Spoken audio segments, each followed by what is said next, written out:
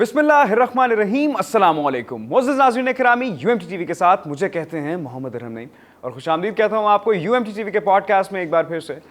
नाज़रीन किरामी, ये जो आर्किटेक्चर एंड प्लानिंग का डिपार्टमेंट है ना, ये बहुत अहमियत का हामिल है पाकिस्तान के अंदर, क्योंकि आजकल मैं ये देख रहा हूँ कि हर दूसरा बच्चा, हर दूसरा स्टूडेंट आर्किटेक्चर एंड प्लानिंग के डिपार्टमेंट को, इस सेक्टर को एक्चुअली एक्सप्लोर करना चाहता है और चाहता है कि हम इस सेक्टर के अंदर जाकर काम करें। काफ़ी अट्रैक्टिव किस्म की फील्ड है और इसके अंदर काफ़ी सारी चीज़ें ऐसी हैं जो कि तलबा और तालिबात को ना अट्रैक्ट करती हैं अपनी जानिब।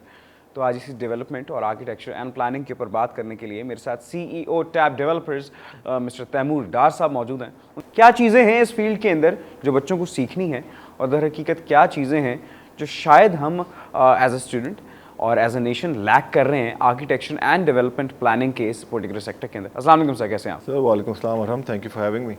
जज़ाकल्लाह खैर। सर, सबसे पहले तो आपका शुक्रिया कि आपने अपने बिजी स्केड्यूल से वक्त निकाला और यहाँ पर तशरीफ़ लेकर आए हैं, वो भी रमज़ानों के अंदर। जज़ाकल्लाह खैर। मैं चाहता हूँ कि आर्किटेक्चर एंड प्लानिंग के सेक्टर के अंदर जो एवोल्यूशन आई है उसके ऊपर आपके क्या थाट्स हैं, क्या जनरल व्यूज़ हैं, वो पहले तो शेयर करें हमारे साथ। देखिए, पाकिस्तान में पिछले 8-10 साल के अंदर बहुत ज़्यादा रिवोल्यूशनाइज हुआ है ये कंस्ट्रक्शन सेक्टर जो है, आर्किटेक्चर सेक्टर। आई थिंक इसकी सबसे बड़ी वजह जो है मे बी शायद सोशल मीडिया है, जिसके थ्रू लोगों का एक्सपोजर इंक्रीज़ हुआ है वेस्ट की तरफ और गल्फ़ के सेक्टर्स में, जहाँ पे लोगों ने ये देखा है कि वहाँ पे आर्किटेक्चर और बिल्डर्स या डेवलपर्स क्या काम कर रहे हैं और उसी को अब लोग जो है पाकिस्तान में भी फॉलो कर रहे हैं। इंपोर्ट जो है पाकिस्तान में जो कंस्ट्रक्शन सेक्टर की, आप कह सकते हैं कि जो मटेरियल्स हैं जो अब आ रहे हैं पाकिस्तान के अंदर फिनिशिंग के लिए ख़ास तौर पे, और जो लोगों के विजन जिस तरह इंक्रीज़ हुआ है पाकिस्तान में, I think it's very good omen for Pakistan construction industry. जानना चाहूँगा कि नए बच्चे आजकल आर्किटेक्चर एंड प्लानिंग के इस डिपार्टमेंट को या इस सेक्टर को एक्सप्लोर करना चाहते हैं कि हम जानें कि इसके अंदर क्या क्या चीज़ें हैं, क्या चीज़ें किस तरह से की जाती हैं। तो स्कोप अगर मैं जानना चाहूँ आर्किटेक्चर एंड प्लानिंग का आगे चल के मज़ीद 5-10 सालों के अंदर, या अभी भी अगर हम बात करते हैं, तो real estate Giants there on top actually अभी भी, और सबसे ज़्यादा इन्वेस्टमेंट रियल स्टेट डिपार्टमेंट के अंदर ही की जाती है पाकिस्तान के अंदर। लेकिन आगे चल के 5-10 साल के बाद आपको क्या लगता है, स्कोप क्या निकल के आएगा? देखिए, पाकिस्तान एक जो है डेवलपिंग कंट्री है और इसका जो स्कोप है आर्किटेक्चर का, डेवलपमेंट का, कंस्ट्रक्शन साइड का, आई थिंक ये बहुत ज़्यादा है पाकिस्तान में। और आने वाली जो हमारी जनरेशन है उसके लिए बहुत ज़्यादा अपॉर्चुनिटीज़ हैं इसमें काम करने के लिए। जब हम ग्रो कर रहे थे, जब मैंने अपने करियर का आगाज़ किया, तो उस वक्त इतना इसका ट्रेंड नहीं था, लोग इस तरफ इतना नहीं आते थे ज़्यादा कंस्ट्रक्शन सेक्टर साइड की तरफ। बट अब जो है, क्योंकि ये डेवलपिंग कंट्री है, बहुत ज़्यादा सोसाइटीज़ बनना शुरू हो गई हैं, वर्टिकल का बहुत ज़्यादा दौर है पाकिस्तान के अंदर, गवर्नमेंट भी चाहती है कि इंफ्रास्ट्रक्चर को और ज़्यादा बढ़ाए।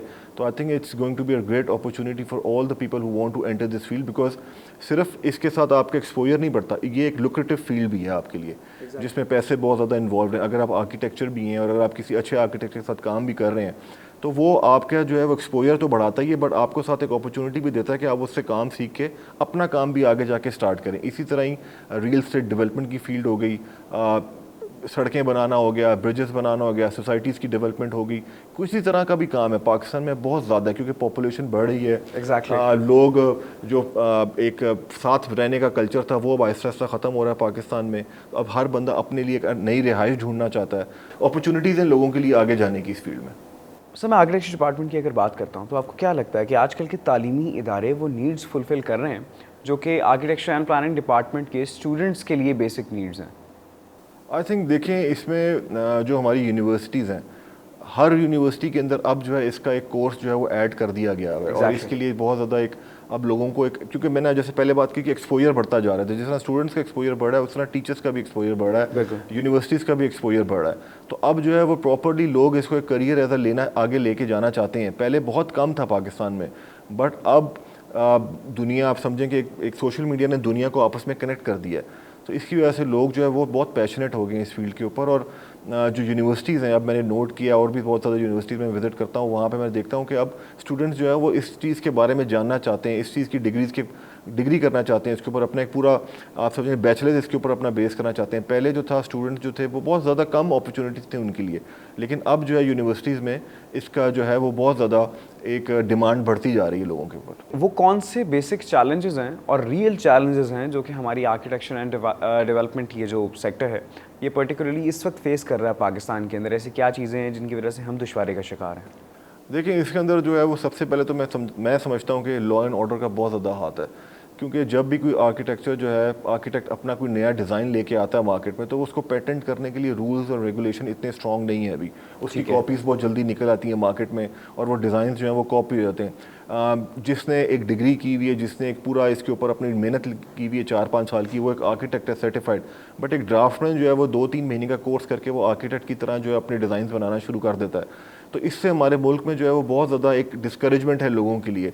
तो आई थिंक अगर एक जो डिज़ाइन पेटेंट करने का एक लॉ अच्छा पास कर दिया जाए हुकूमत की तरफ से, जिससे आर्किटेक्ट्स को ये हो कि जो मेरा डिज़ाइन है वो सिर्फ मेरी हद तक ही महदूद है और इसको कोई कॉपी नहीं कर सकेगा।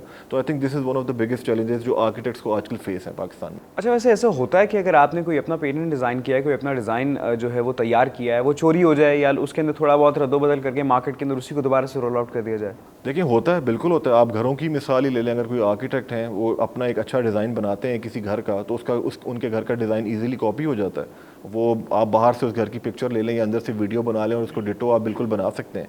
तो उस आर्किटेक्ट की मेहनत, अगर एक क्लाइंट ने उस आर्किटेक्ट को 10 लाख रुपए का वो डिज़ाइन बनाया है, तो कोई वीडियो देख के वो डिज़ाइन एक ड्राफ्टमैन से 20,000 रुपये में भी बनवा सकता है। आप वजह फरमा रहे हैं। तो इसमें जो है वो क्लाइंट्स को जो है, जो आर्किटेक्ट्स हैं उनको एक ये फेस करना पड़ता है। एक आर्किटेक्ट जो है, अच्छा आर्किटेक्ट आपसे 2-4-5 लाख रुपए ले सकता है नक्शे के, बट एक जो ड्राफ्टमैन है वो आपको वही नक्शा 10 से 20,000 रुपये में भी बना के दे सकता है। बट अगेन हर बंदा जो है वो 5 लाख रुपए का नक्शा बनाना अफोर्ड भी नहीं कर सकता। तो I think it's a two way traffic. Architects को भी देखना पड़ेगा कि जो लोअर बजट के क्लाइंट्स हैं वो उनको किस तरह अकोमोडेट कर सकते हैं।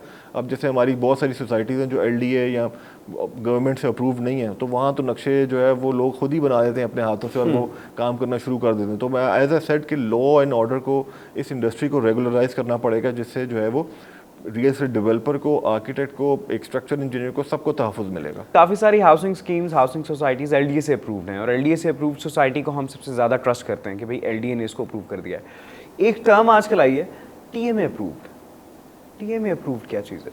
देखिए LDA जो है वो लाहौर डेवलपमेंट अथॉरिटी है, TMA town municipal authority. LDA बहुत सारे प्रोजेक्ट्स को अप्रूव कर देता है, बट टाउन TMA जो है वो वहाँ के नक्शे अप्रूव करता है। LDA जो है वो एक ऊपर हेड बैठा हुआ है जो डिपार्टमेंट है जो सोसाइटीज़ को अप्रूव करता है, बट नीचे कुछ जो छोटे नक्शे जाते हैं, छोटी सोसाइटीज़ हैं, वहाँ पे TMA के पास जाके आप अपने नक्शे अप्रूव करवा सकते हैं। I think they are both working parallel with each other, और अगर आपका TMA से नक्शा अप्रूव्ड है तो I think you are safe. ज़बरदस्त, बेहतरीन। अच्छा, अगर इन दोनों के अलावा कोई और तीसरी चीज़ आ जाती है, फॉर एग्जांपल लोग आजकल काफ़ी सारी चीज़ें कहते हैं कि भाई हम फ़लाने से तस्दीक शुदा हैं, यहाँ से तस्दीक शुदा हैं, लेकिन LDA या TMA से अप्रूव नहीं है, तो आया कि वहाँ पे इन्वेस्टमेंट करना ठीक है? देखिए इन्वेस्टमेंट तो ऑब्वियसली आपको वहीं पे करनी चाहिए जो हुकूमत की तरफ से अप्रूव्ड इदारा है।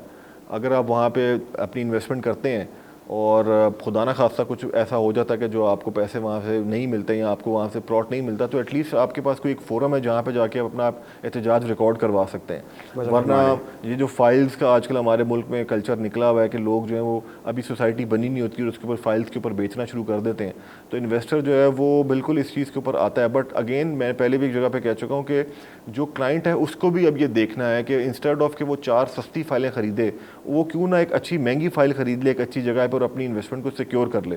लोग यहाँ पे लालच करते हैं कि मैं 4-5 फाइलें ख़रीद लूँगा और 2-3 महीने के बाद बेच के कोई 50-60 हज़ार या इवन लाखों रुपए कमा लूँगा, बट ऐसा होता नहीं है, उनको इवेंचुअली लॉस हो जाता है। तो मेरा मशवरा सबको यही होता है कि अगर आपने 5-6 जगह पे सस्ती फाइल्स लेनी है तो आप एक जगह पे अच्छी फाइल ले लें जो आपको लॉन्ग टर्म में रिटर्न भी अच्छा देगी और आपकी जो है वो इन्वेस्टमेंट को महफूज भी रखेगी। ज़बरदस्त। So what is the planning theory in architecture department?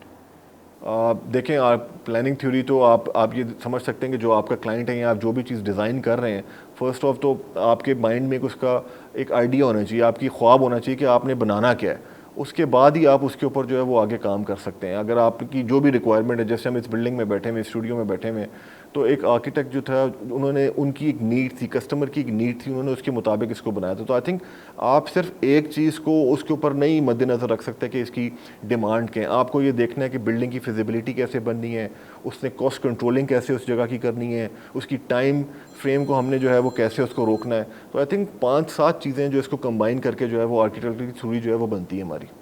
वजह फरमा रहे हैं सर। आर्किटेक्चर डिपार्टमेंट की अगर हम बात करते हैं तो आजकल हम देख रहे हैं कि काफ़ी सारे ऐसे लोग जिनके पास डिग्री नहीं भी है ना, वो भी डिपार्टमेंट के अंदर घुस गए।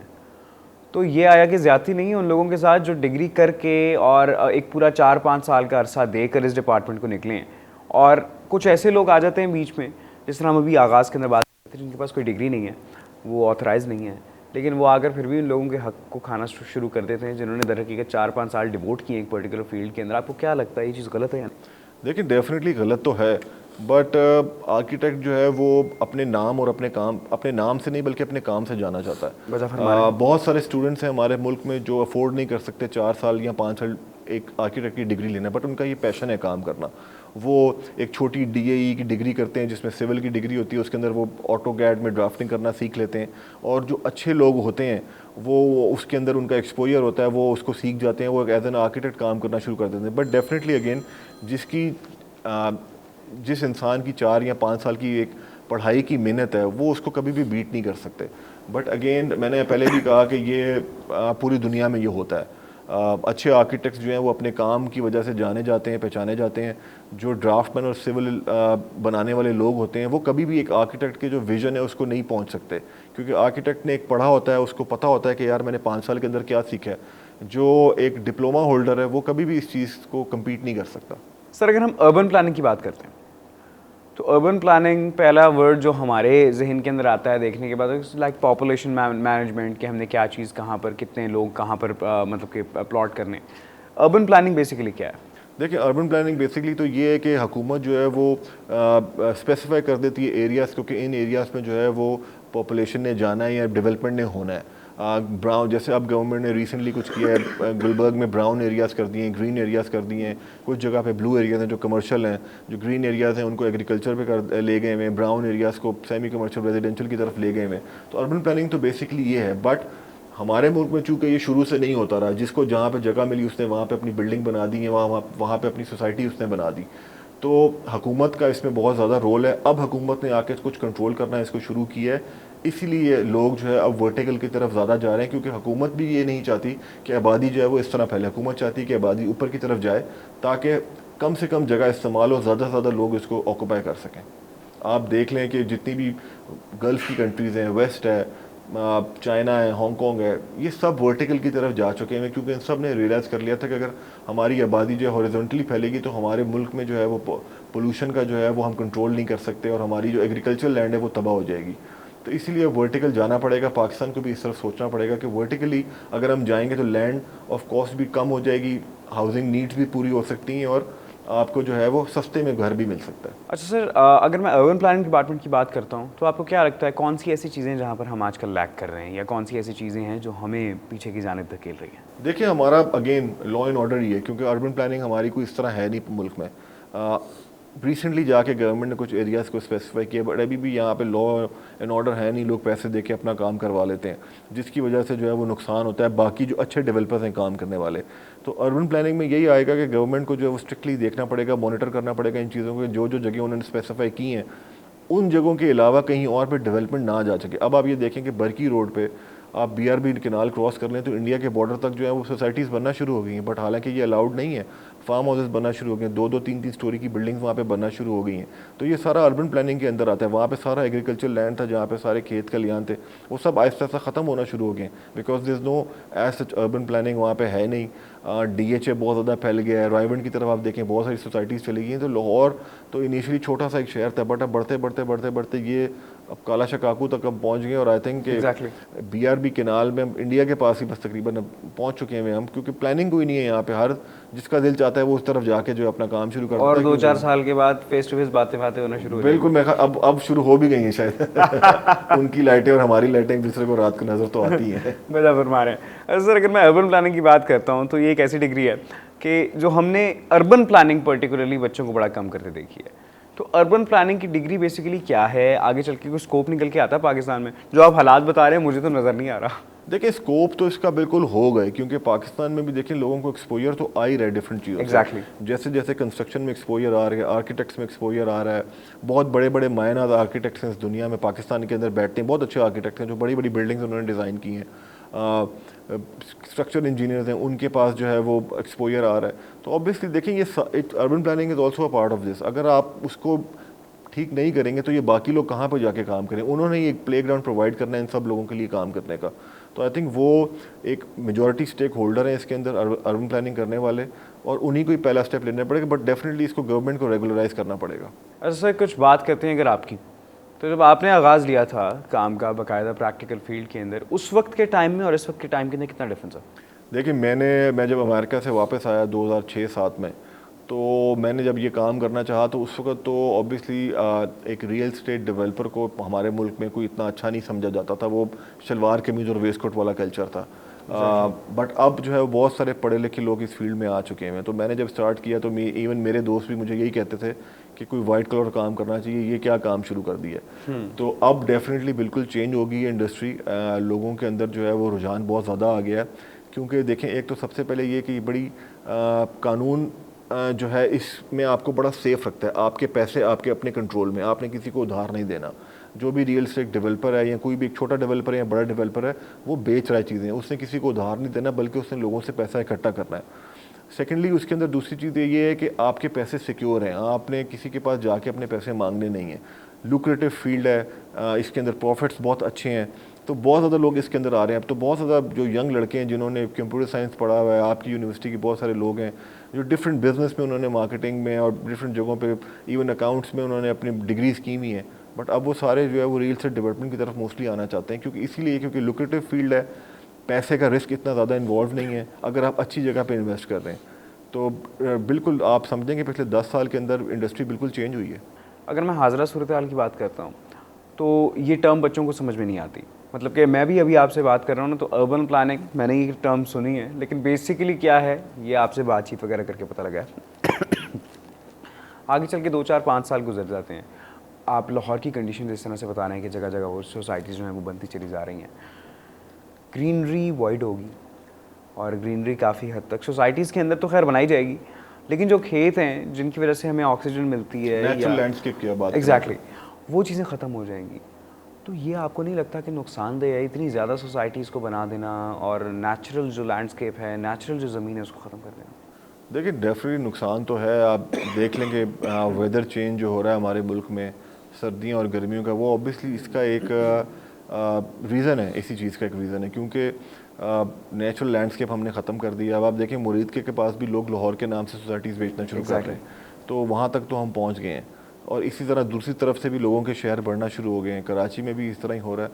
तो नुकसानदेह तो यही हो रहा है। तो आई थिंक हुकूमत को चाहिए कि वो इसको रेगुलराइज करे, कुछ लॉ एंड ऑर्डर, कुछ बाउंड्रीज इसके ऊपर अपनी बनाए, ताकि जो हमारा बचा कुचा जो भी लैंडस्केप रह गया है उसको हम सिक्योर कर सकें और अपनी आने वाली नस्लों को एक अच्छी ग्रीन एनवायरनमेंट हम दे सकें।